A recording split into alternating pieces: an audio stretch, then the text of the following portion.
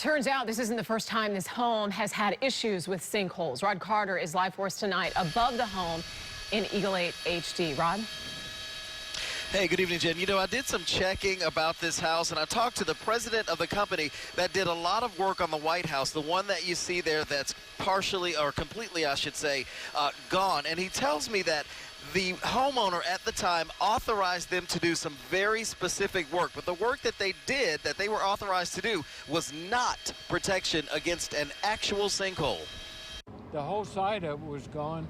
Ralph Terry lives down the street from the sinkhole house on Ocean Pines. It's very scary to stand here and watch a house just go.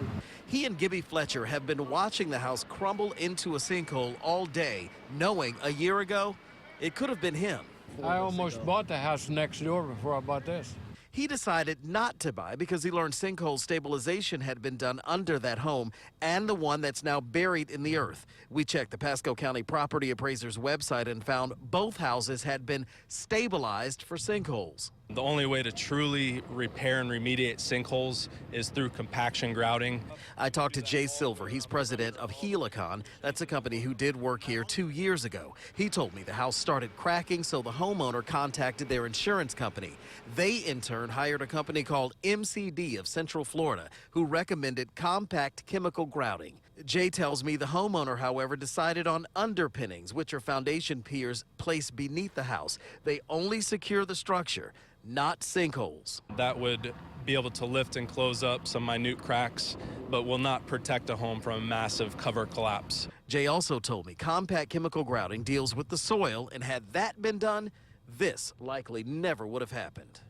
In my professional opinion, if they had went with the sinkhole repair technique, which is compaction grouting and chemical grout at the upper soil levels, this would not have occurred at this residence. Now, I did talk to the property appraiser in Pasco County today, and he told me that this home had 33 pressure pins, that's those underpinnings, put in. That was in October of 2014. The house was sold in 2015, and so stabilized is how they listed that on the website. Again, it is very important that if you are buying a house, you need to ask some very specific questions when it comes to sinkhole activity. Not just has it been stabilized, but how has it been stabilized. Jay told me that he is working with those in power to try to change a lot of this wording, Jen, and make sure that people have more specifics when they go to buy a home. Well, and it's a lot to kind of process here. I mean, I hear you describe the underpinnings. I feel like I understand what that means, but the grouting, I have to imagine that's just a very expensive way to go. So how much does it cost to do that?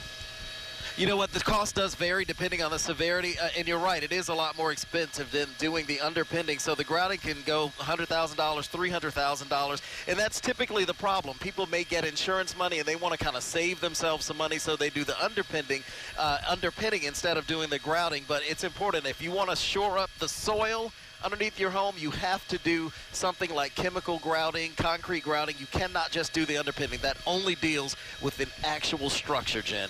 Wow, that is a lot of money, though, $100,000. Rod Carter, live aboard Eagle 8 HD in Pasco County for